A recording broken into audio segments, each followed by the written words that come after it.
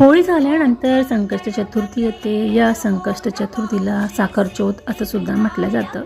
या दिवशी पुरणाचा स्वयंपाक करून बाप्पांची विधीनुसार पूजा केली जाते, चंद्रदेवतेचं पूजन केलं जातं। अशा प्रकारे आजचा हा दिवस शुक्रवार होता आणि अशा प्रकारे शुक्रवारची रांगोळी काढून झाली।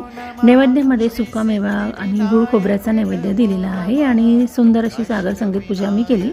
त्यामध्ये दुर्वासुद्धा अर्पण केल्या होत्या आणि नैवेद्यावर सुद्धा मी दुर्वास ठेवलेल्या होत्या आणि माता लक्ष्मीसाठी मी विलायची आणि तुळशीपत्र अर्पण केलेलं आहे। अशा प्रकारे माता लक्ष्मीची सुद्धा पूजा आज खूप छान झाली। दिवे प्रज्वलित केलेले आहे लक्ष्मीचे आणि काही ठिकाणी मी कमळाचे दिवे लावलेले आहेत आणि अशा प्रकारे छानशी अशी पूजा केली।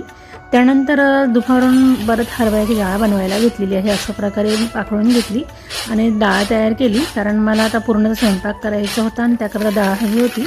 म्हटलं मार्केटला जाण्यापेक्षा घरचीच आपण वापरूया आणि अशा प्रकारे छान नैवेद्य तयार केलेला आहे। आता चला आपण चंद्रदेवतेचं पूजन करायचं आहे। तर आपण अशा प्रकारे चंद्रदेवतेचं पूजन करून नैवेद्य या ठिकाणी दाखवला जातो आणि आजचा दिवस मी अशा प्रकारे साजरा केलेला आहे। त्याचबरोबर शुक्रवार असल्यामुळे प्रत्येक शुक्रवारी मी अन्नपूर्णा स्तोत्राचं सुद्धा पठण करत असते आणि ते या ठिकाणी आता मी वाचन केलेलं आहे।